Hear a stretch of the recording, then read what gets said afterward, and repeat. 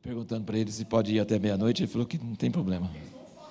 O problema é que eu não aguento mesmo, né? Então, vocês estão com essa vantagem. Boa noite.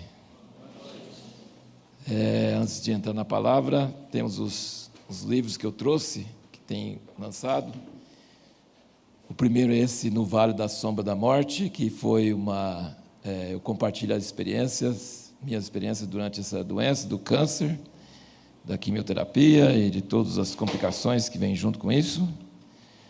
E só para ter uma ideia dos capítulos aqui, Deus é bom, Deus é Pai, ninguém é isento do sofrimento, os 3 frutos da dor, Deus não perde nenhuma batalha, não espere ser curado para curar o outro, não há problemas em demonstrar fraqueza. Esses 7 princípios que eu tenho aprendido. É muito bom a gente saber essas coisas de coração, né? Que nós temos muito conhecimento mental, nós somos muito ocidentais, gregos em nossa cultura, e precisa descer para o nosso interior. A Bíblia fala meu câncer foi no intestino, teve que tirar um tumor e depois atingiu o fígado e atingiu o pulmão e atingiu o peritônio. Dizem que eu tenho que ter quimioterapia o resto da vida e não sei o quê, mas médico é profissional diagnóstico, eles não são profetas, graças a Deus. Né? Profeta é outra coisa, né? Então eles falam da sua experiência técnica, científica, terrena, estatística, mas Deus é mais, amém? Mas eu mostro nesse livro que a Bíblia em nenhum lugar fala que nós não vamos sofrer. Ele não tem essa doutrina bíblica de que o crente não sofre. Pelo contrário, a doutrina bíblica é que o crente sofre mais do que os outros. Basicamente é isso, né? O crente, além de sofrer que todo mundo sofre, que é IPTU, IPVA e tudo mais, ele ainda tem o dízimo e tem as ofertas, tem as outras coisas, então ele sofre bem mais.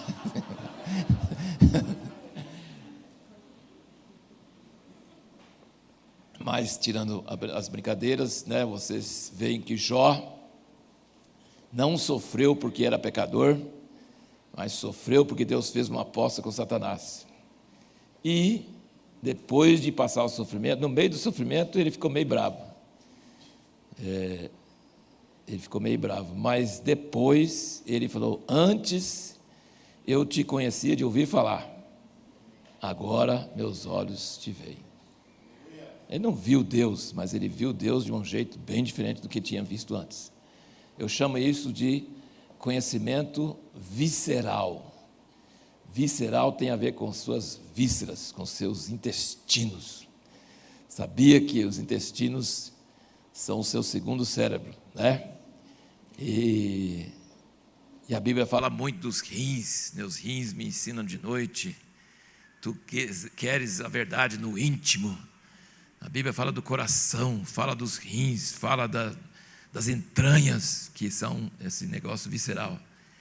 Então, eu não creio que eu terminei esse curso de Deus, mas eu creio que já teve grande proveito. E quando você passa, você não acha bom, não. Mas depois você diz: eu não trocaria por nada, não é verdade? Porque Deus é bom, e Deus é Pai, e Deus sofre junto. E Deus nunca vai deixar uma coisa ruim acontecer conosco, se não for para produzir um bem maior. Então podemos confiar nele, tá bem? Então, se você vê alguém que está sofrendo, se você vê alguém que está com dúvidas, está com revolta, essa mensagem ajuda bastante, tá? Temos os outros 2 livretos. A Reforma da Igreja Não Acabou, que fala sobre o alvo de Jesus em vir para a terra, né? Ele veio para a terra, depois de 3 anos e meio, ele foi embora, e ele dedicou a vida dele para 12 homens, um dos quais traiu, o outro mais corajosinho negou ele 3 vezes, e os outros covardes já tinham dado no pé há muito tempo. Então, o curso de seminário dele foi um fracasso, porque foi 3 anos e meio, e os caras, um traiu, um negou, e os outros deram no pé. Já pensou? Mas essa foi a obra. Ele falou: pai, pode me levar embora que eu já terminei a obra. Eu falei: mas que obra que o senhor fez? Mas por causa do que ele fez com aqueles homens, nós estamos aqui, 2000 anos depois, 8, 9 mil quilômetros de distância, China e toda parte do globo terrestre. Jesus fez uma obra naqueles homens que eu vou te falar. Então ele não veio fundar a igreja, ele veio transformar pessoas pecadoras em discípulos, os discípulos em amigos e os amigos em testemunhas. E a igreja só foi uma ferramenta, e só é uma ferramenta, que Deus usa para testemunhar. Ele diz: vocês não devem sair para testemunhar, não, espere o Espírito Santo descer, que aí vocês vão conseguir testemunhar. E nós vemos a mudança, né? Então, é curto, mas é bastante impactante. E aqui o corpo humano revela ou esconde Deus. Jesus veio em carne para revelar Deus nesse corpo, e os discípulos, né, João escrevendo muitos anos depois, falou assim: o que nossos olhos viram, que nossas mãos apalparam, o que ouvimos com nossos ouvidos, isso vos anunciamos. Então eles viram Deus. Quem viu a Jesus viu Deus. Então ele veio na carne, ele veio nesse corpo, porque Deus é invisível, mas Jesus não era invisível, Jesus era visível. Então o corpo de Jesus revela Deus, mas ao mesmo tempo a maioria das pessoas que viam Jesus achava: não, ele é só um homem, então ele escondia Deus também. Então depende de você, se você vai discernir o corpo de Cristo. Quando fala assim que tem muitos que são doentes e dormem na ceia, ele falou: porque não discernem o corpo de Cristo. Isso está falando do pão e do vinho, mas também está falando dos irmãos com quem você está tomando a ceia. Nós precisamos discernir Deus na igreja, e isso é difícil, mas é possível, amém? Como era difícil ver Deus em Jesus, é difícil ver Deus na igreja, mas nós precisamos discernir o corpo de Cristo, amém? Então eu falo bastante sobre o corpo, sobre a carne. Todo mundo fala assim: a carne não presta, só o Espírito que presta. Deus criou a carne, por que a carne não presta? Não estou falando de churrasco não, tá? Estou falando da carne, sabe? Porque se o Fábio Coelho estivesse aqui, ele ia falar: glória a Deus pela carne, né? Mas a carne não é a carne de churrasco, é a carne corpo, é esse corpo de humilhação. Todo mundo fala assim: não, a carne só atrapalha, a carne só leva para baixo, a carne é ruim. Mas Deus criou a carne, Ele criou o corpo é uma maravilha. Ele se encarnou na carne, ele se tornou carne para nós podermos ver Ele. Então a carne é muito importante, muito poderoso e muito bom, mas também pode ser muito ruim. Então o corpo humano esconde ou revela a Deus? Aí você lê o livreto para você saber a resposta, né? E aí a questão é o seguinte: você compra um, é 20, você compra mais do que um, é 15 cada um. Então só idiota que compra um, né? É verdade.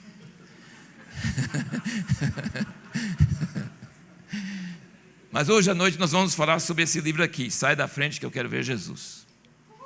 Nós vamos falar sobre isso, porque isso aqui é algo que arde em meu coração, e na verdade eu acredito que é o que está faltando para Jesus voltar.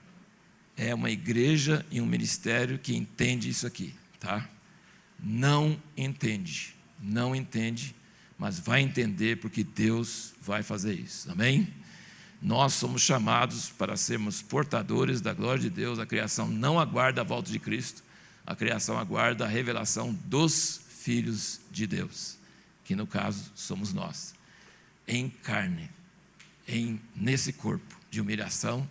Deus quer confundir os principados e potestades, mas do jeito que a igreja está hoje, não está fazendo isso. Logo, se falaram para você que Jesus pode voltar a qualquer hora, é mentira, tá? Ele não pode voltar a qualquer hora. Você pode morrer a qualquer hora e encontrar com Ele, isso sim, é bom você andar preparado, mas Ele não vai voltar. Eu garanto para você que Ele não volta antes de conseguir aquilo que Ele morreu para conseguir, antes que consiga aquilo que Deus formou o homem para conseguir. E Ele quer ele quer envergonhar Satanás pela igreja, por nós, nesse corpo, com nossas falhas, com nossas limitações. Não vai ser uma igreja cheia de auréolas, não, vai ser uma igreja como nós mesmos, mas com uma atitude mudada, diferente. É sobre isso que eu quero falar com vocês nessa noite. Vamos abrir João, no Evangelho de João, capítulo 1. Tenho lido isso incontáveis vezes, mas dessa vez, quando eu li, um versículo saltou aos meus olhos de uma forma muito forte, e aí gerou essa mensagem que eu vou dar para vocês hoje. Farley, uma coisa que falta aqui é um relógio, né? Como é que você quer que o pastor não exagere se você não põe um relógio na frente dele? É que eu exagero para a gente a partir da 6ª hora. Tá. Tipo, quando falta 5 minutos, você faz assim, 5, aí, beleza. Não, aqui não tem hora não, pastor. Tem não? Por isso que começa às 18, né? Então vamos lá. João capítulo 1, versículo 1, diz o seguinte: no princípio era o Verbo, e o Verbo estava com Deus, e o Verbo era Deus. Ele estava no princípio com Deus. Todas as coisas foram feitas por intermédio dele, sem ele nada do que foi feito se fez. Nele estava a vida, e a vida era a luz dos homens. A luz resplandece das trevas, e as trevas não prevaleceram contra ela. Houve um homem enviado de Deus, cujo nome era João. Você não sentiu um baque aí? Porque ele está falando sobre o Verbo que estava com Deus, que era Deus, que nele estava a vida, e ele era a luz, e sem ele nada que foi feito se fez, e de repente houve um homem de... Espera aí, nossa, eu estava lá nas alturas e agora você me desceu para a terra. Houve um homem enviado de Deus, cujo nome era João. Este veio como testemunha, a fim de dar testemunho da luz, para que todos crescem por meio dele. E agora vamos para o versículo chave, que Deus chamou minha atenção dessa vez, e eu fiquei muito impressionado ao ler o Evangelho de João esses dias. Ele não era a luz. Ele não era a luz, mas veio para dar testemunho da luz, pois a verdadeira luz que alumia todo homem estava chegando ao mundo. Então, eu quero meditar com vocês sobre isso, porque no caso, nós, ministros do Evangelho, ministros da Palavra, não somos a luz. Ou seja, holofote não pode estar em nós. Por isso eu digo, sai da frente que eu quero ver Jesus. Presta bem atenção, ele não era a luz, mas veio para dar testemunho da luz. Sem ele você não ia ver a luz, você precisava dele. Mas ele não é a luz, ele veio para dar testemunho da luz. E agora eu quero ver com vocês, quero meditar rapidamente com vocês, uma passagem assim bem rápida sobre o Evangelho de João, porque uma das coisas mais fortes de João, ele estava escrevendo, tem que lembrar que era tipo anos 70, talvez 80, talvez 90, ele estava muitos anos depois, foi o último evangelho. E já tinha os outros evangelhos, ele não ia repetir o que os outros evangelhos falaram, já estava bom. Mas ele tinha algo que ficou no coração dele, que era essa luz.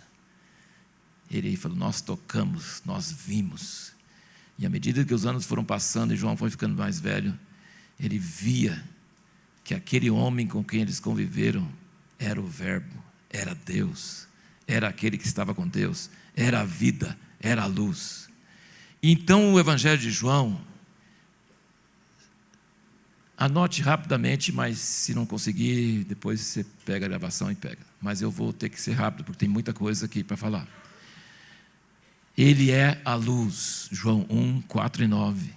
Ele é o verbo, João 1, 1 e 2. Ele é a vida, João 1, 4. Ele é o cordeiro, João 1, 29 e 36. Ele é o que batiza no Espírito, ele é João 1, 33. Ele é a escada que liga os céus e a terra, que os anjos sobem e descem por meio dele, João 1, 51. Ele é o Filho de Deus, João 1, 14 e 34, 3, 16 e 18. O Filho do Homem, João 1, 51. E o noivo, João 3, 29 e 30. Isso são algumas coisas. Isso são as coisas que falam sobre ele, tá?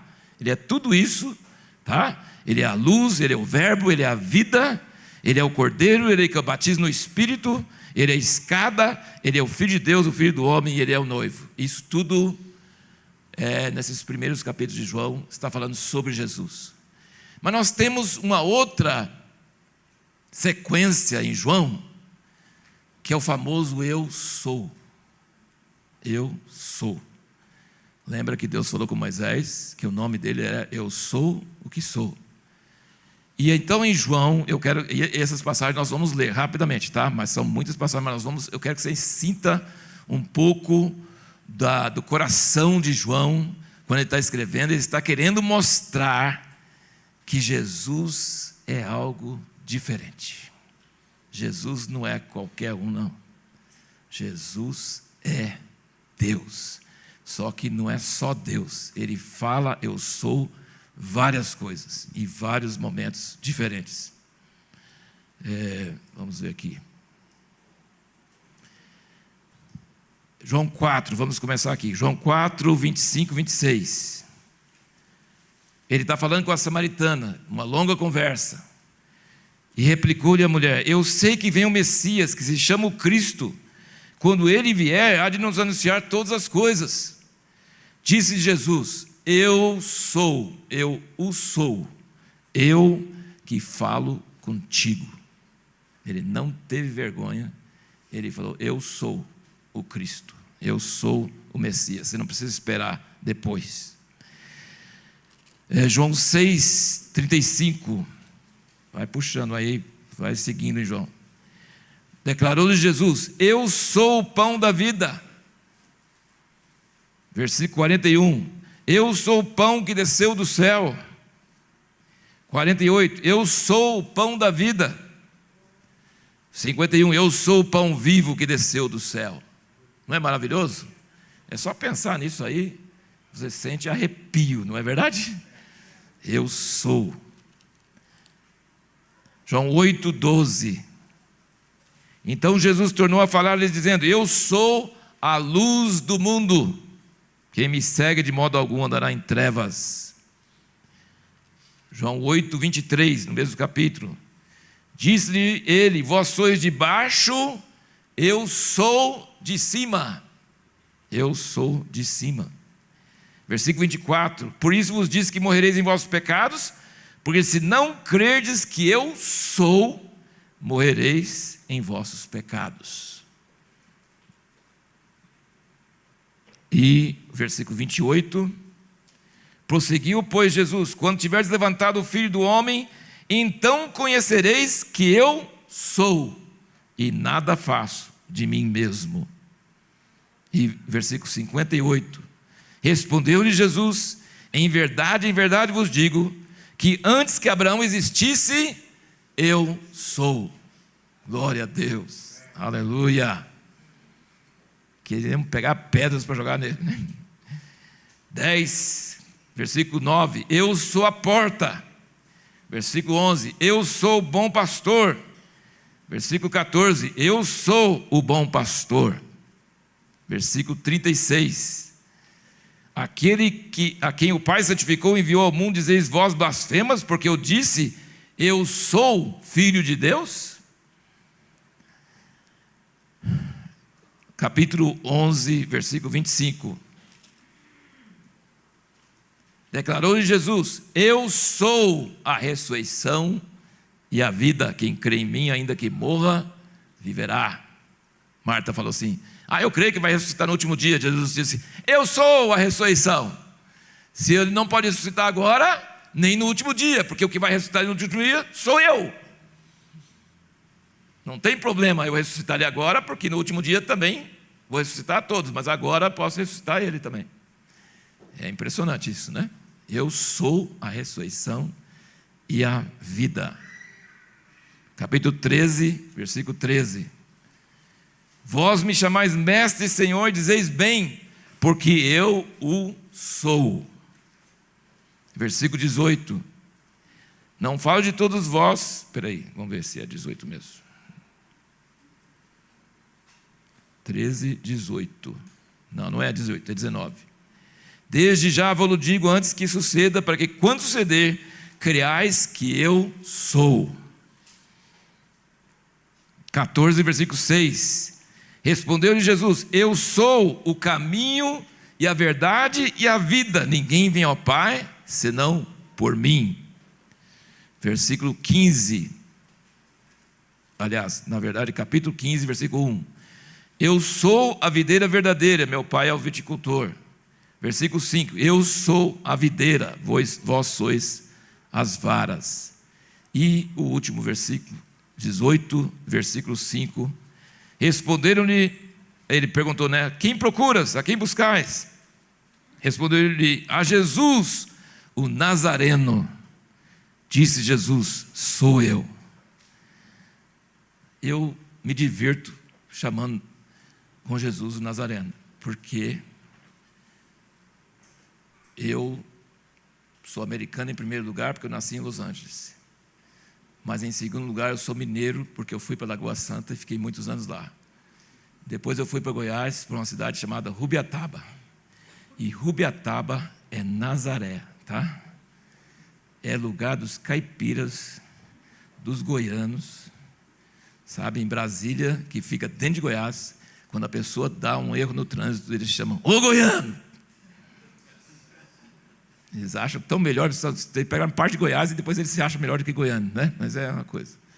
E eu achei uma moça maravilhosa e linda, que é de Goiás, Rubiataba. Na Bíblia, Nazaré é como se fosse, vamos dizer, Galileia é Goiás e Nazaré é Rubiataba.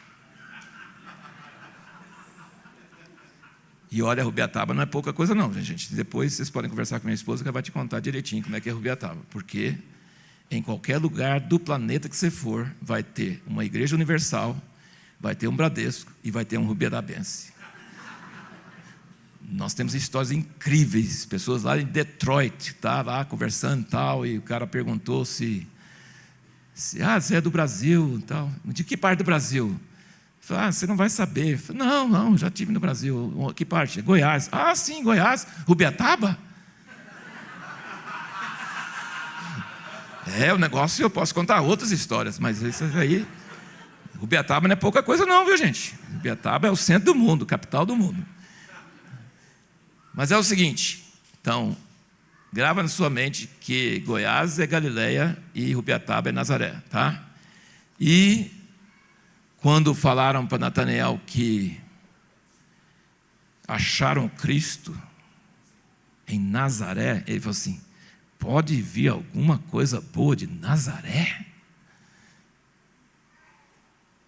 Só que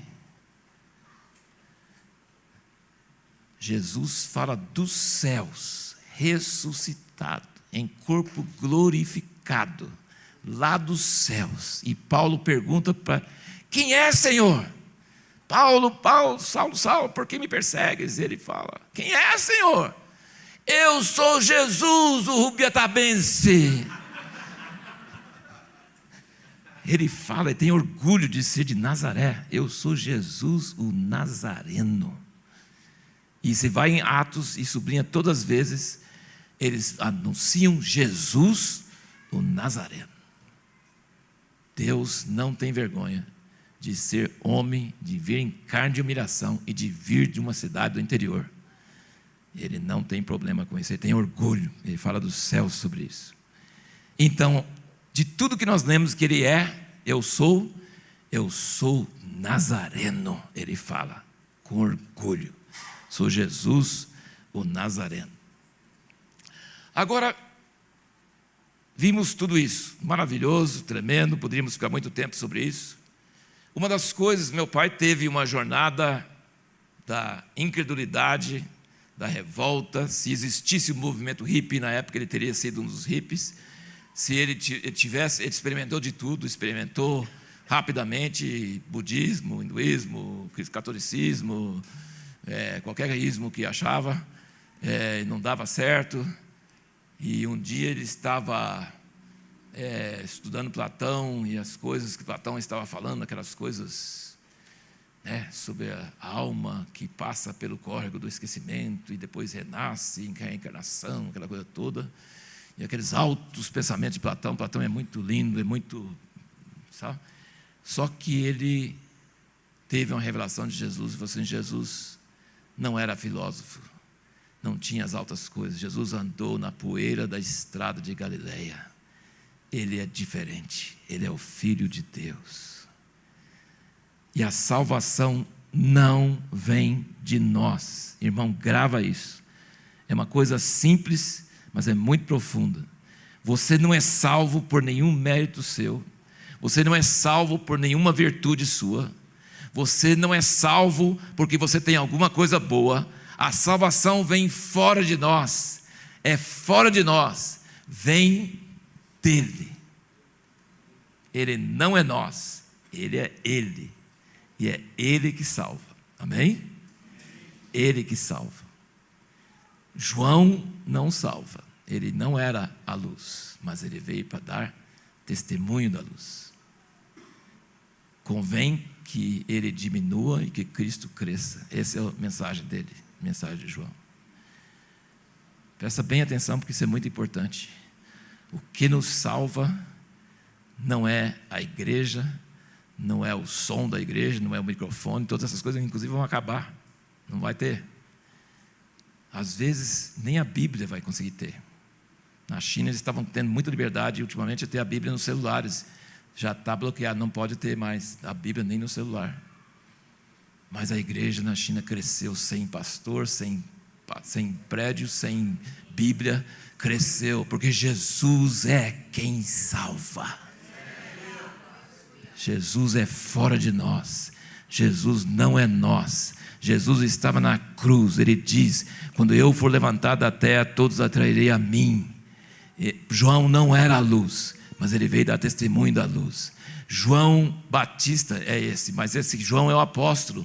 Ele fala que ele está escrevendo esse evangelho para falar sobre Jesus. Jesus, ele é diferente. Ele é a salvação, ele é a santificação. Você não vai ser santificado por seu esforço, por mais que você queira, por mais que você tente, você não vai conseguir. A salvação está fora de nós. Nele está a vida, nele está a luz. Ele que traz, ele que você tem que olhar para ele, você tem que confiar nele, você tem que olhar diante dele, você tem que ficar aos pés dele, você tem que depender dele. E se ele dá, não fala que foi você, reconheça que foi ele. Amém? Então, João não só fala do que Jesus é, ele fala da atitude do ministério, e esse é o ponto que Deus está olhando para a terra hoje, e está decepcionado com a igreja do jeito que está, e com os ministérios do jeito que está, porque eles não entenderam uma coisa básica. Não é para eles aparecerem, é para Jesus aparecer. Não é para eles aparecerem. E quando um ministro destacado cai em pecado, multidões de pessoas ficam decepcionados. Mas o que? Eles estavam olhando para a pessoa ou estão olhando para Jesus? Está edificado sobre o quê? O homem falha, Jesus não falha. E o papel do ministério não é ser a luz, é ser testemunho da luz. E é isso que tem que mudar. Não só na cabeça dos líderes dos ministérios, tem que acabar na cabeça da igreja, sabe? Porque as pessoas querem que alguém faça intermediação entre eles e Deus. Mas o único que intermedia entre nós e Deus é Jesus. Ninguém pode entrar entre você e Deus, a não ser Jesus. Ele é a escada que liga os céus e a terra. Você vai para o pastor e pergunta para ele: o que eu faço? Ele tem que responder: eu não sei, eu não sou Jesus. Eu posso te indicar o caminho para Jesus, eu posso te explicar o que Jesus não é, mas eu não tenho a vontade de Deus para você. Você tem uma tarefa de descobrir com Ele qual é a sua. O papel do ministério é levar as pessoas a conhecer Jesus e a ouvir a voz dEle. E o papel seu para testificar outras pessoas é a mesma coisa, é levar as pessoas a conhecer Jesus. Você não salva ninguém, você não faz a cabeça de ninguém. A Bíblia diz que nós devemos testificar crendo que Deus pode abrir os olhos e Deus pode usar nossas palavras para levá-los ao encontro de Jesus. Mas a gente não salva ninguém, quem salva é Ele. Amém? Então isso precisa mudar, essa idolatria que tem na igreja. Veja bem o que João fala. João é um exemplo, e aqui fala claramente. Agora eu estou falando, o João está escrevendo o Evangelho e ele está falando sobre João Batista. São duas pessoas diferentes. Mas ele está falando sobre João. Olha aqui no versículo 19 do capítulo 1, o que ele fala. Este foi o testemunho de João, quando os judeus lhe enviaram de Jerusalém sacerdotes levitas para lhe perguntarem: quem és tu? É uma pergunta simples, é tipo sim. Qual o seu nome? O que você faz? Quem você é? Fala, nós precisamos da resposta. Ele, pois, confessou e não negou. Ele não disse o que ele era, ele disse o que ele não era. Então o Evangelho de João nos fala o que Jesus é e fala do que os ministérios não são. É isso que nós precisamos entender. É o Evangelho que fala claramente sobre quem Jesus é e quem os ministérios não são. E olha a atitude de João. Primeiro diz assim, João, apóstolo, falando sobre João Batista, diz: ele não era a luz, ele veio dar testemunho da luz. Não confunde as coisas. Ele era necessário, mas ele não é a luz. Ele não é a luz, ele está falando da luz. Aí vieram para ele perguntar: quem és tu? E ele não fala quem ele era, ele só falou quem ele não era. Ele disse: eu não sou o Cristo. Ao que lhe perguntaram: pois que? És tu Elias? Respondeu ele: não sou. És tu o profeta? Não. Gente, que dificuldade para o cara falar quem ele é. E aí, o engraçado, um pastor amigo nosso lá de Jundiaí, o Jamê, ele gosta de contar piadas, e uma piada é essa, que tinha um monge muito sagrado, de anos e anos de ascetismo, de sofrimento, de negar a si mesmo. O cara era um homem santo, um homem velho, um homem assim, daqueles, né? E ele chegava e olhava para o horizonte e falava assim: eu nada sou, eu nada sou, eu não sou nada. E aí chegou um novato, monge novato, para aprender, e ele viu o velho falando isso, né? E aí ele chegou lá no mesmo lugar e falou assim: eu nada sou. Aí um outro discípulo dele falou assim: você tem que andar muito para poder falar isso. Você não pode falar isso, já chegando e falar que nada é. Entendeu? Então assim, ele achou que o cara falar que nada sou já é tipo top dos top, né? Eu não sou nada. Um amigo meu foi pregar numa igreja lá em uma cidade do interior de São Paulo, e ele é também bem-humorado. E aí ele chegou na igreja, e a igreja que só usava paletó e gravata, né? E eles pegavam a gente lá no acampamento de carnaval, lá na chácara. Então a gente estava de jeans, estava de coisa. A gente chega lá na igreja, todo ar-condicionado, e todo mundo engravatado, e ficava meio sem graça. Mas eu falei assim: vai fazer o quê, né? Aí eu não pude ir, mandei ele, meu amigo.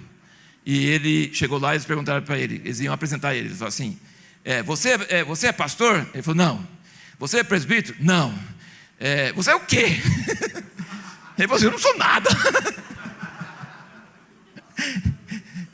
Então, mas você vê a atitude de João. Eles perguntaram: Quem és tu? Eu não sou o Cristo. Ah, então você é Elias. Não, não sou. Você é o profeta? Não, não sou. Aí eles perseveraram, né? Quem és para podermos dar a resposta que nos enviaram? Que diz de ti mesmo? Respondeu ele: eu sou a voz do que clama no deserto. Endireitai o caminho do Senhor, como disse o profeta Isaías. Nós não vamos ler agora, mas Jesus fala que ele era Elias. Jesus fala que ele era Elias e Jesus fala que ele era o maior dos profetas. Não tinha homem nascido de mulher maior do que ele. Jesus dá testemunho dele. Mas quando eles perguntam se ele é Elias, ele fala: não. Você é o profeta? Não. O que você é? Eu não. Ele quis dizer assim: não presta atenção em mim, não. Presta atenção no que eu estou falando. É isso que precisa acontecer. Vocês entendem, irmãos, o que eu estou sentindo? Ele falou assim: quem eu sou não interessa. Interessa o que eu estou falando. Eu sou uma voz. Presta atenção na voz. Presta atenção no que eu estou dizendo. Isso é importante. Se você... Eu nunca tive esse desprazer, mas já vi acontecer. Eu acho que nunca tive, talvez teve, não sei, não estou lembrando. Você já teve uma visita de um oficial de justiça? Alguém já teve? Não levanta a mão não, porque senão fica pega mal, né? O oficial de justiça chega na sua casa e depois que o oficial de justiça chega e entrega a intimação judicial, aí a sua esposa vem e fala assim: bem, que jeito que ele era? Ele era alto? Ele era baixo? Ele veio de moto? Ele veio de bicicleta? Ele veio de Uber? Ele veio de quê? Você acha que fica perguntando isso? Sim, eu não sei. Porque eu estava tão inculcado como é que foi vir esse negócio dele que eu nem vi. Ele é apenas um mensageiro enviado. Não interessa saber como ele é. Se ele é alto, se é baixo, se é bonito, se é feio, se veio de bicicleta, se veio de moto. Não interessa. Ele entregou uma intimação. É isso aqui que interessa. Se é um anjo do céu ou se é um ser humano, tanto faz, não importa. Importa o que eles estão falando. Vocês estão pegando a ideia? O que João fala que ele não era? Ele não era a luz, ele não era o Cristo, ele não é Elias, ele não é o profeta. Depois ele continua dizendo: ele não é o noivo, é amigo do noivo. Ele diz que convém que ele cresça, que eu diminua. E ele é o maior dos profetas, mas ele diz que nem é profeta. Percebe assim a atitude dele? Quem Deus escolheu para preparar o caminho do Senhor? E o que você acha que Deus precisa procurar na terra para preparar para a segunda vinda de Cristo? Que vai ser muito maior do que a primeira vinda. O que ele está esperando? O que ele quer ver na igreja? O que ele quer ver nos ministérios?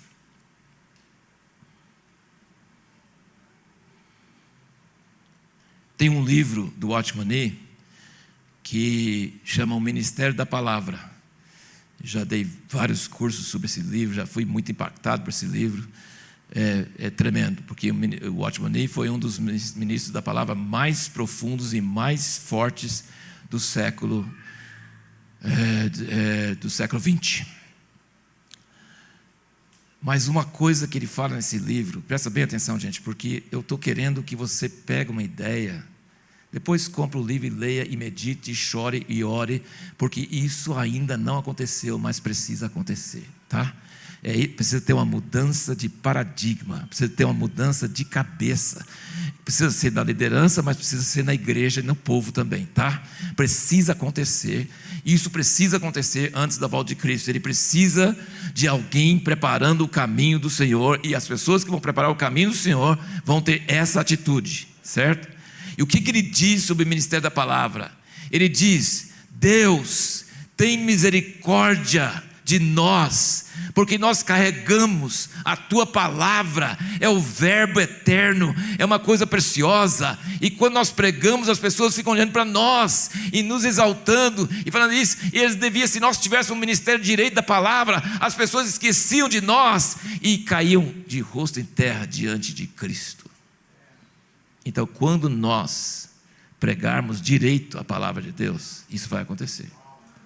As pessoas não vão olhar para nós, eles não vão saber se nós viemos de bicicleta, de moto, tem alto, baixo, nada disso, porque a palavra vai levar as pessoas ao encontro de Jesus, e as pessoas vão cair por terra diante de Deus, e eu choro para que esse ministério levante. Nós somos tão almáticos, tão, carnais. Nós precisamos que Jesus apareça, que as pessoas esqueçam de quem está falando e prestem atenção no que está sendo falado. Preste atenção naquele que é a luz. Ele é a vida. E a palavra deveria levar para essa pessoa, a tal ponto que as pessoas se prostrassem diante dele e esquecessem de quem deu a palavra. Vocês estão entendendo o que eu estou falando, gente? Você é como se fosse um oficial de justiça que está chegando com a intimação do céu. Você não vai prestar atenção no oficial, você vai prestar atenção no recado. É Deus falando conosco, é Deus querendo entrar em contato conosco. Deus tem raiva de pessoas que querem uma lasquinha da glória dele. Ele fala em Ezequiel, no meu templo, naquele templo de Ezequiel, ele fala assim: os reis não vão pôr seu limiar perto do meu limiar, eles não vão pôr seu nome perto do meu nome, eles não vão tirar vantagem da minha unção, do meu poder, eles não vão ter mais isso aqui. Eu vou ser levantado na terra e todos vão se prostrar diante de mim. Vocês estão entendendo o que eu estou falando, irmãos? Esse tipo de coisa precisa acontecer uma mudança de chave, precisa acontecer uma mudança de paradigma, uma mudança de expectativa. Eu vou ler aqui só uns trechos aqui, tenha paciência comigo. Eu não sei, deve ter na livraria aquele livro, A Igreja do Século XX, a História que Não Foi Contada. Tem muitos. Esse livro, A Igreja do Século XX, a História que Não Foi Contada, fala de todos, não de todos, porque seria impossível, fala de muitos dos moveres de Deus do século XX, mostrando o que Deus fez e mostrando os defeitos. E nós precisamos aprender.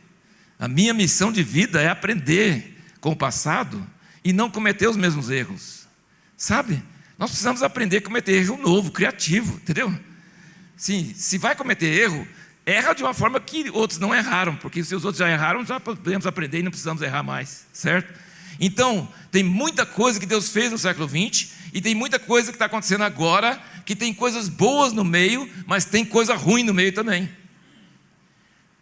Uma coisa muito importante vocês entenderem, gente: 20 vezes nos evangelhos e em Atos fala que todos que vieram a Jesus, ou os apóstolos, eram curados. Todos. Usa a palavra todos. Vocês estão entendendo? Todos. Hoje, quem aqui pode dar um testemunho de uma cura miraculosa? Eu estou levantando a mão porque eu já fui curado miraculosamente uma vez, de gastrite grave. Tomei remédio, tomei tudo, fiz toda aquela endoscopia, aquela coisa, não resolveu nada. E uma vez numa reunião, o Espírito Santo veio, calor veio sobre mim, nem estava orando, nem estava pedindo isso, e fui curado. A minha esposa tinha um problema de pedra na vesícula, de dor horrível, pedindo para levar para o hospital. Saí de casa, fui na casa de meu pai, chamei ele. Quando ele entrou na porta da casa, ela estava lá no quarto, gemendo de dor. Não deu tempo dele orar. Quando ele estava na porta de casa, entrando na porta, ela foi curada na hora. E ficou 20 anos com a pedra e sem dor nenhuma. 20 anos. Ele foi lá e orou, mas já tinha sido curado. Só pelo fato, em vez de levar no hospital, de eu ter chamado meu pai e levado lá. Porque ela estava com dor horrível, estava querendo resolver. E eu chamei meu pai, ele foi lá. Então, assim, eu creio que tem muita gente aqui que pode ter testemunho de curas. A minha família, nós tivemos muitas curas maravilhosas, muitas curas tremendas. Nessas campanhas, né, do Randy Clark, de outros homens de Deus, tem tido muitas curas. Não é que Deus não cura hoje, mas eu quero te dizer uma coisa chorando. Muitos não são curados. Chegam para Jesus e não são curados. De cada 10, talvez 2 são curados e 8 não são. Mesmo nessas grandes campanhas de cura. Sabe? Eu estou pensando numa irmã querida lá de Salvador. O filho sofreu um acidente de carro gravíssimo, ficou paralítico. Cadeira de rodas, levou numa campanha de cura. Pegaram ele e arrastaram pela rua como se tivesse fé. Sabe? E ela chorando assim, não foi curado. Foi uma experiência dolorosa, terrível. Ninguém fala sobre isso. Todo mundo fala sobre os testemunhos de cura, mas ninguém fala dos que não são curados. Nós precisamos admitir, nós não temos o aval de Deus, nós não temos a assinatura de Deus sobre a nossa mensagem, porque se tivesse, ia acontecer que fala em Marcos 16, o Senhor ia atrás deles confirmando a palavra com sinais e milagres. Hoje Deus não confirma a palavra com sinais e milagres, de vez em quando Ele cura um ou outro. Mas na Bíblia ele diz que todos eram curados, 20 vezes. Não quer dizer que Jesus curou todos os doentes de Israel, certo? Entenda bem. Ele curou todos que vinham para ele ser curados, certo? Uma vez que ele pegou uma pessoa que não veio a ele, não deu muito certo, porque era aquele caso do poço de Betesda, certo? Aquele lá não pediu para ser curado, Jesus curou ele, depois ele foi denunciar Jesus. Então, essa pessoa que não pede cura, não tem nada, não está por aí. Tinha muitos doentes lá, Jesus não curou eles. Jesus curava todos que vinham para ele, certo? Pedro, todos que vinham para eles eram curados. Não era se ou talvez, não, era todos. Essa unção precisa voltar para a igreja. Mas essa unção vai voltar para a igreja quando a igreja for de um jeito que Deus pode assinar embaixo. Ele não pode assinar embaixo do jeito que a igreja está. A igreja precisa mudar. Precisa de alguma coisa acontecer para que Deus fale assim, esse é o meu povo amado em quem me comprazo, e pode trazer o documento aqui que eu carimbo.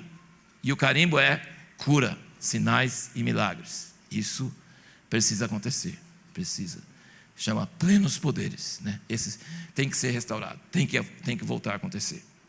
Então nesse livro aqui tem uma história no capítulo 17 sobre um profeta que foi levantado na mesma época do William Branham, e ele teve muitas curas e palavras de conhecimento, tinha muitos sinais e milagres, o cara era muito forte, mas ele chamava Paul Cain, e ele era perto de Kansas City, e ele viu todo o dinheiro, a fama, a imoralidade, e Deus falou com ele, está errado, vai lá para o deserto e fica lá. E ele ficou não sei quantos anos, talvez 40 anos. Depois, quando nós estávamos escrevendo o livro, ele tinha voltado a agir, não na mesma unção anterior, mas com uma certa unção. E eu queria que você ouvisse o que ele diz sobre os nossos dias, tá? Ele diz umas coisas muito importantes e muito relevantes. Deus deu-lhe uma promessa dizendo que sua mãe não morreria até que ele estivesse diante dessa nova raça de líderes, que ele seria composto de homens e mulheres que aprenderam as lições do passado e se tornariam o exército descrito em Joel 2. Não amariam o mundo, nem a concupiscência da carne, nem a concupiscência dos olhos, nem a soberba da vida. Paulo entendeu do Senhor que em breve ele seria levantado novamente para participar de uma nova geração de líderes, a geração dos justos. Não haveria mais superestrelas, mas um ministério coletivo. Em suas próprias palavras, até agora nunca aprendemos dos erros passados, mas desta vez teremos que aprender dos desvios ocorridos na chuva serôde, no movimento de cura e na renovação carismática. O Senhor tem falado ao meu coração que tomará o melhor dessas 3 visitações e o confiará a essa nova geração que Ele está levantando. Quem quer fazer parte dessa nova geração? Essa igreja é cheia de jovens. Eu creio que essa geração de jovens brasileiros vai receber uma unção de Deus e uma graça de Deus. Deus está para derramar, não porque vocês são melhores do que outras gerações, mas porque está na época, está no tempo. Está no tempo, está no tempo. Mas vocês precisam aprender. Vocês precisam aprender, porque unção é uma coisa perigosa. Quem aqui assistiu O Senhor dos Anéis? Ou leu o livro? Alguém leu o livro? Pode levantar a mão bem alto, que eu quero ver, porque não é vergonha não, é vantagem. Quem não leu, perdeu. Quem não assistiu o filme também perdeu. Perdeu porque é uma parábola. Aquele anel é poder. O poder corrompe, e o poder absoluto corrompe absolutamente. A pessoa tem um pouquinho de unção, ela já começa a corromper. Imagina que se ela tem a unção dos últimos dias, e todo mundo é curado, e passa na rua e a sombra cura, imagina. Sabe por que Pedro não se exaltou? Sabe por que Pedro não queria tirar uma lasquinha da glória de Deus? Sabe por quê? Eles passavam na rua, a sombra dele curava. Você já pensou? Os hospitais cheios do jeito que é? Você já pensou se o cara, a sombra cura? Todo dia você ia orar para ter sol, né? Porque não é possível, né? Mas sabe por que Pedro não se orgulhava? Porque toda vez que o galo cantava, e o galo canta todo dia, ele lembrava: eu não sou de nada. Eu não sou de nada. Eu neguei Jesus. Eu achava que eu ia dar a vida por ele, eu não sou nada. Então Deus machucou ele, Deus feriu ele. O Asha tem falado esses dias, alguém falou assim: nossa, como você é humilde. Ele falou assim: eu não sou humilde, eu sou amassado. Que eu acho é muito espontâneo, muito assim. Ele tem sofrido críticas, palavras maliciosas, maledicência, afetando a família, afetando a honra, afetando de irmãos na igreja. Sabe? Nós precisamos aprender a ser tocado, ferido por Deus, mancar como Jacó, mas prevalecer, para que levante uma nova geração. E Paulo está dizendo que vai surgir uma nova geração, que vai aprender das lições do século passado, e não vai cometer os mesmos erros. Amém? Não vai cometer os mesmos erros, não vai cometer as mesmas coisas. Deus pesou na balança a igreja e os ministérios atuais, os achou em falta. Depois da queda do comunismo, o capitalismo e a democracia tampouco têm oferecido uma alternativa para o mundo hoje. A única resposta é o reino de Deus. Todavia a igreja atual não pode proclamar nem trazer de forma alguma o reino de Deus. Somente um povo santo e humilde, que vive como uma família e guerreia como um exército fervoroso e unido, trará de volta o rei. Portanto, precisa haver uma nova ordem nos ministérios da igreja, e cremos que já está começando a surgir neste tempo. Quando o menino Pauquim teve uma visão que se repetiu várias vezes posteriormente, de um cruzamento com um sinal luminoso que apontava em determinada direção e dizia: Exército de Joel em treinamento. Na época em que foi instaurado o ministério, em meados dos anos 80, sentiu fortemente que a visão estava prestes a cumprir-se por meio de um novo ministério, uma nova geração de líderes que Deus me prometeu que ainda viria em vida. À medida que Pauquim retornava ao ministério, os mesmos sinais sobrenaturais que o acompanharam quando tinha 20 anos de idade voltaram a manifestar-se agora com seus 60. A grande diferença era que ele abominava a fama e a fortuna e qualquer outra coisa que roubasse a glória de Jesus Cristo. Ele desejava submeter-se e trabalhar em aliança com outros ministérios, nunca tomar decisões sozinhos. Desejava trabalhar como um humilde membro do corpo de Cristo. Os dois principais alvos de sua vida eram voltar para a intimidade que tinha com o Senhor Jesus quando era garoto e jovem, e ser um pai com a sabedoria que vem da experiência para os ministérios mais jovens em treinamento, para que não houvesse mais exaltação do ego, nem desvios carnais, responsáveis por corromperem e destruírem a obra do Espírito Santo do passado. Comunhão íntima com o Senhor Jesus e o exercício da paternidade sobre os ministérios jovens em treinamento construíam agora os alvos de Paulo depois de sua longa hibernação, em vez de querer um ministério de fé e poder. Vou ler mais só um trechinho aqui. Pauquim descreveu 3 requisitos para que o ministério dos últimos dias pudesse entrar em funcionamento. Presta bem atenção, gente, que nós estamos orando para esse avivamento maior que nunca houve na história. Deus planejou, vai acontecer, mas ele diz aqui que tem 3 requisitos. Ele morreu, ele sentia que não ia morrer, sem ver, ele morreu, não viu, sabe? Meu pai queria ver, não viu, mas Deus vai fazer isso. Mas nós precisamos prestar bem atenção, que ele diz que tem 3 requisitos para o ministério dos últimos dias pudessem entrar em funcionamento. Quanto mais poderoso fosse o nível do Espírito Santo na vida do servo de Deus, mais ferozes se tornariam os ataques do inimigo contra ele. Gente, é impossível pensar que ministérios que não estão em aliança com outros ministérios, que não submetem a outros ministérios, que não prestam conta a outros ministérios, não vão sobreviver. O século XX teve um atrás do outro, igual o dominó, cai. Até hoje cai. Sabe, é fácil criticar, é fácil falar mal, mas você já teve um pedacinho da unção que esses homens tiveram? Você já teve a pressão que eles tiveram? Você vê astro de televisão, astro de Hollywood, você vê jogador de futebol, eles não têm estrutura nenhuma, a fama corrompe, a fama estraga, a fama é terrível. Muito dinheiro, muito poder, muita fama é uma desgraça.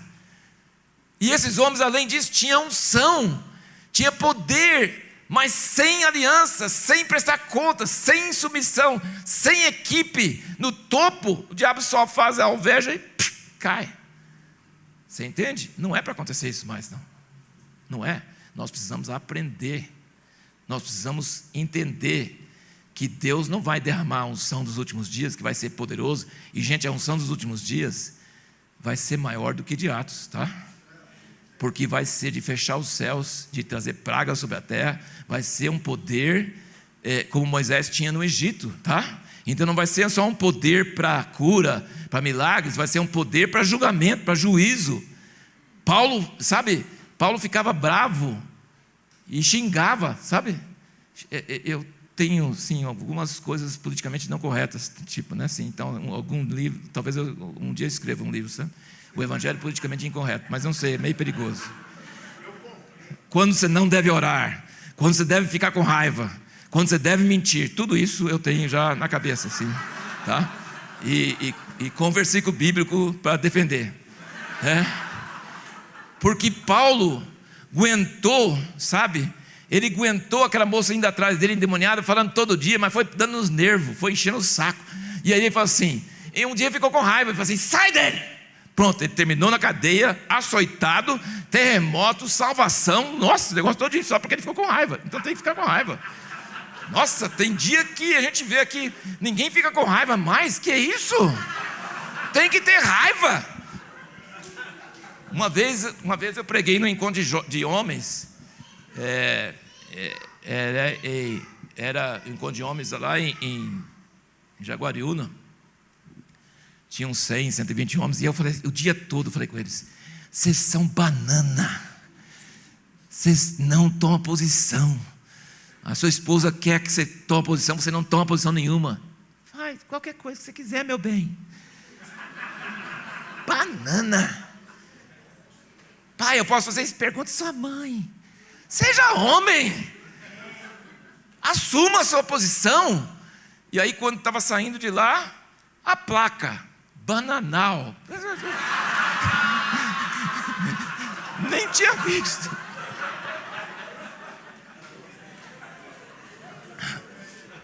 Uma vez eu preguei sobre isso numa igreja em São Gonçalo, e preguei sobre os homens banana, e que eu tenho um livro aqui, tá? Eu vi esse livro ali, ó. Esse livro está à venda aí, Coração Selvagem, né? Coração Selvagem. Eu falei assim, tem um livro aqui para curar um homem banana. Nossa, o livro esgotou na hora, é tanto banana. Só que os homens eram tão banana que eles não iam lá comprar o livro, eles mandavam o menininho comprar o livro.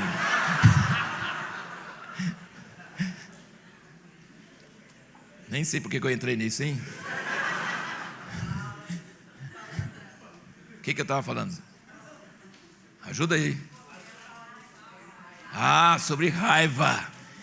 A Bíblia diz, irai-vos, é ordem.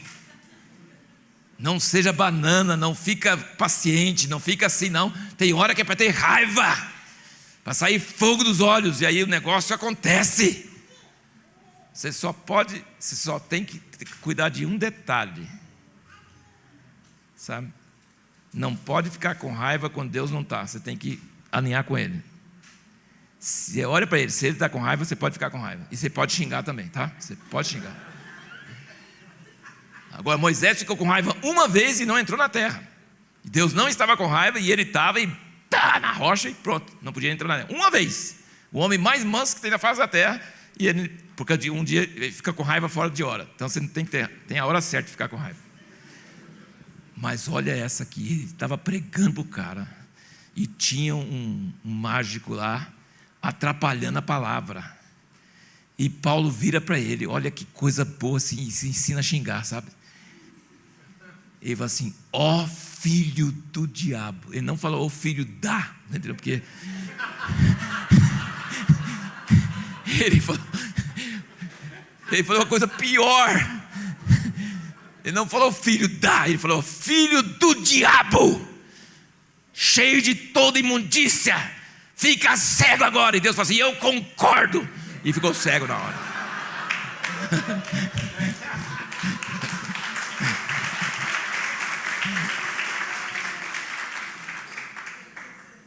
Então esse livro politicamente incorreto, ele tem que ser bem cuidadoso, né? Porque senão a pessoa vai ficar com raiva fora de hora, a pessoa vai mentir fora de hora, mas tem a hora certa, tem a hora certa, né? Tem a hora certa. Mas Deus quer levantar um povo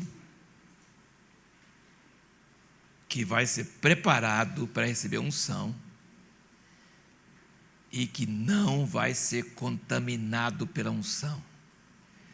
E por mais que nós sejamos maduros, amassados, mancando, nós não conseguimos aguentar a unção sozinhos. Nós precisamos prestar conta para outros ministérios. Nós podemos sair de uma reunião, curar pessoas, fazer milagres, profetizar, fazer um monte de coisa, e depois um novo convertido chegar em nós e falar assim, você está errado porque você fez isso, isso, isso, e nós abaixar a cabeça e aceitar. Você está entendendo? Porque só porque você tem unção, não quer dizer nada sobre você. Você não é a luz, você dá testemunho da luz. Você não é nada em você mesmo. E aí o AA nos ajuda muito. O cara fala assim, ele levanta na reunião do AA e fala assim, eu sou alcoólatra, não bebo há 20 anos, mas eu sou alcoólatra, logo eu não entro no bar. Não é verdade? 20 anos que o cara não bebe, mas ele fala, eu sou alcoólatra, e porque eu confesso que eu sou alcoólatra, eu sou protegido, porque o dia que eu falar que eu venci, eu vou cair. Vocês estão entendendo, irmãos? Os ministérios precisam entender que nós temos problemas humanos, e mesmo que tenha unção do alto pra caramba, não vai anular nossas fraquezas. Então nós precisamos fazer os baldrames, nós precisamos fazer as vigas de concreto e ferro que vão nos segurar, que vão nos humilhar, que vão nos chamar a atenção e que vão nos proteger contra as ciladas do diabo. E contra um povo assim, o diabo não tem vez. Ele vai andar em derredor como leão, mas não vai conseguir nada. Então vamos ver esses 3 requisitos que ele vê aqui. Afirmou que é praticamente suicídio entrar num alto nível de guerra espiritual sem estar totalmente preparado. Isso explica os muitos desastres que ocorreram nos ministérios do passado e que continuam acontecendo até hoje. Uma tormenta espiritual desencadeada por poderes satânicos contra um homem de Deus que pode atingi-lo se não estiver totalmente armado. Só aqueles que já experimentaram podem compreender a sua seriedade. O William Branham, meu pai viu ele. Eu nasci em Los Angeles, a nossa casa, onde eu nasci numa casa, não no hospital. E a casa ficava perto de Angeles Temple, que era a base mundial da igreja quadrangular. E o William Branham foi ministrar lá, e meu pai esteve presente na reunião, e viu o momento quando o anjo chegou. Não viu o anjo, mas havia uma mudança, havia uma transformação, e ele conseguia falar o número do RG de pessoa que ele não conhecia, ele conseguia curar, fazer coisas assim tremendas, mas depois da reunião, o cara estava esgotado, ele tinha que andar quarteirões várias vezes, que não conseguia dormir, não conseguia deitar, não conseguia acalmar. Sim, ele está dizendo aqui, a unção de Deus, você não pode criticar a pessoa quando ela cai em pecado, porque é uma coisa terrível, um peso astronômico, entendeu? Então, se fosse defeito das pessoas só, não ia ter um atrás do outro caindo, como foi no século XX. Mas nós precisamos nos preparar o odre para conter esse vinho novo, amém? Nós precisamos preparar uma cultura onde a unção pode descer, onde Deus pode se manifestar e onde as pessoas não vão se gloriar, não vão ganhar dinheiro com isso, não vão ganhar fama com isso, não vão se ceder a nada disso, mas vai ser um povo que vai envergonhar Satanás. Vocês concordam comigo? É isso que Deus quer levantar, é isso que Jesus morreu para conseguir, e quando Ele vê isso acontecer, é sinal de que a volta dele será próxima, né? De acordo com Paulo, as 3 condições a seguir terão de ser cumpridas antes que ele e os outros que Deus vier chamar possam entrar plenamente no ministério profético dos últimos dias, que ele tem experimentado apenas parcialmente em algumas ocasiões ao longo dos anos. O primeiro requisito, são 3, e nós vamos terminar com isso aí, tá? O primeiro requisito é o amadurecimento do povo de Deus, para que quando surgir um ministério poderoso com sinais e maravilhas, não comece a adular, a idolatrar o mensageiro de Deus. Isso seria uma sentença de morte para tal ministério, sabe? Nós não devemos seguir os sinais devem nos seguir. As pessoas descobrem que alguém está fazendo sinal, vai todo mundo atrás. Não é para você ir atrás de sinais, o mundo vai atrás de sinais, nós não, os sinais nos seguem. Deus vai usar crianças, Ele vai usar viciados que acabaram de converter ontem, Ele vai usar velhos, Ele vai usar velhas, Ele vai usar jovens, Ele vai usar pessoas de forma tremenda, mas vai ter um contexto que protege essas pessoas para não cair nesses pecados. Vai ter um contexto onde a igreja segura a onda mesmo, sabe? Onde a igreja protege essas pessoas usadas com sinais e milagres, para que eles não caiam no laço de Satanás. E o povo de Deus precisa entender que a sua adoração pertence somente ao Senhor Jesus Cristo. Nem o ministro, nem o povo devem permitir qualquer tipo de adulação, é proibido. Então vocês estão percebendo que às vezes a pessoa não quer, mas as pessoas querem. Você percebe? E isso é um problema. Nós precisamos mudar a expectativa das pessoas, nós precisamos mudar o conceito das pessoas. O povo de Deus precisa amadurecer para saber se alguém é usado por Deus. Não é quem é a luz? Jesus. Quem deu a unção? Jesus. Nós nada temos de nós mesmos. A pessoa que tem unção deve dizer igual João: quem você é? Nada. Amém? Eu não sou nada. Falar isso com graça, e aí você vai ter a unção duradoura que vai estar sempre voltando. O segundo requisito é a necessidade de intercessão madura em torno do ministro para defendê-lo dos ataques de Satanás, até que haja um ministério treinado, maduro e persistente de oração intercessória para cobrir o ministério profético que está prestes a surgir. O inimigo atacará e causará derrota de uma forma ou outra, dependendo das áreas de fraqueza que encontrar. E o terceiro requisito é trabalhar em equipe.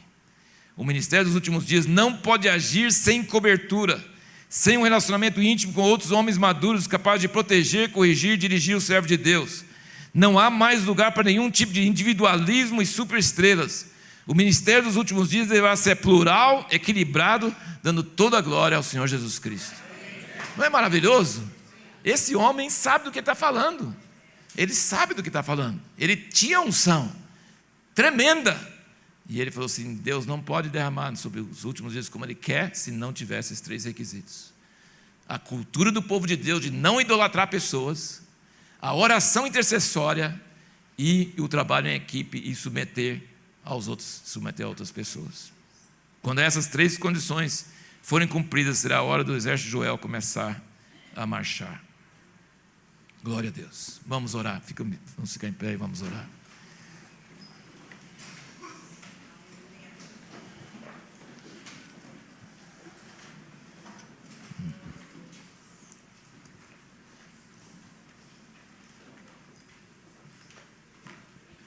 Senhor Jesus, nós pedimos pedimos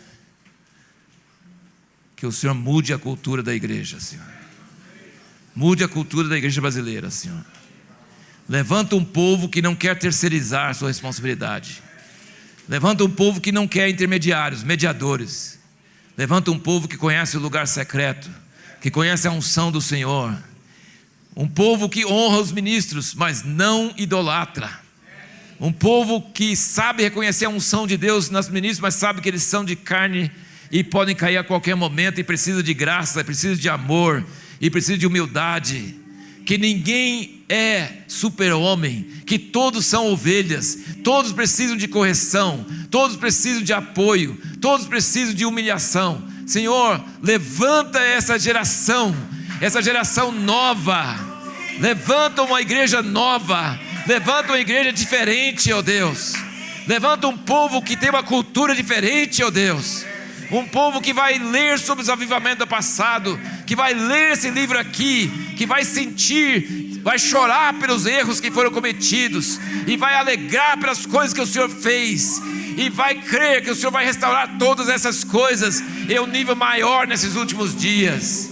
Senhor, nós queremos aprender com a história, nós queremos aprender com o passado, nós não queremos repetir os mesmos erros. Nós queremos ser um povo que forma uma cultura, que forma um odre, que forma um lugar para o Senhor descer, para o Senhor agir, e que não haja orgulho, que não haja levantamento do homem, que não haja essa idolatria, que não seja corrompido por esse anel. Senhor, nós pedimos que essa geração levante, Senhor, que o Espírito Santo prepare isso, ó Deus, que haja uma unidade dos ministérios mais velhos com os ministérios mais novos, como nunca houve na história, que as gerações andem juntas, que a energia e o dinamismo dos jovens se unem com a experiência dos mais velhos, e que haja um crescimento, que haja uma manifestação da glória de Deus nessa terra, Senhor. Senhor, é isso que nós oramos, nós suplicamos, nós pedimos perdão por nossa presunção, por nós acharmos que nós conseguimos fazer as coisas e nós não conseguimos fazer. Nós choramos pelas pessoas que não são curadas, pelas pessoas magoadas, pelas pessoas ofendidas. Nós choramos por essas pessoas e nós pedimos que a igreja volte a ter unção, que pessoas sejam curadas. Senhor, cure pessoas de depressão, cure pessoas de ansiedade, cura pessoas de distúrbios psicológicos, ó Deus. Livra a pessoa dos remédios dos psiquiatras, ó Deus. Livra-nos, ó Deus. Senhor, que a cruz seja levantada, que o sangue seja poderoso, ó Deus. Que o Senhor volte ao Evangelho funcionar, que a sombra cure, que os lenços curem, que haja poder da cruz fluindo sobre a terra, Senhor. É isso que nós pedimos, em nome de Jesus, Senhor. Aleluia, Jesus.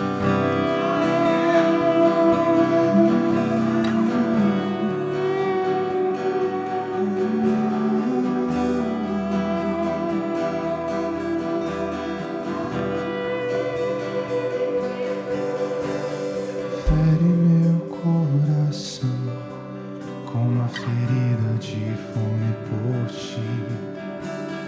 Fere meu coração com uma ferida de sede por ti. Fere meu coração com uma ferida de fome por ti. Fere meu coração com uma ferida de sede por ti. Ensina-me a clamar e a suplicar até que o Senhor venha,